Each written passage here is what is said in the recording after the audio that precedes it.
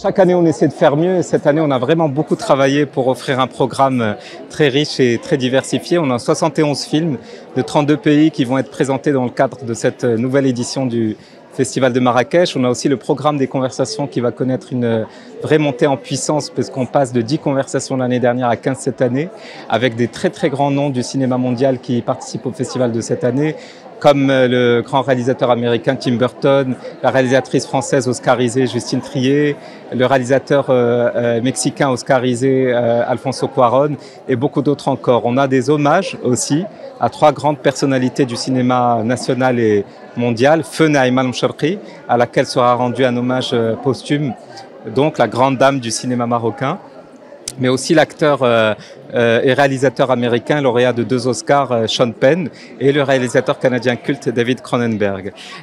Donc on va présenter une compétition de 14 longs métrages. Je rappelle que la compétition du Festival de Marrakech, c'est des premiers et deuxièmes longs métrages.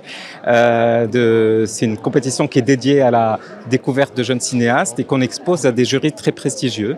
Et on a un très beau jury cette année qui est présidé par le réalisateur italien à la carrière internationale, donc Luca Guadagnino, qui est l'auteur de Call Me By Your Name et Challengers, entre autres, qui sont des films à succès, notamment Call Me By Your Name, qui a révélé la star hollywoodienne aujourd'hui, Timothée Chalamet.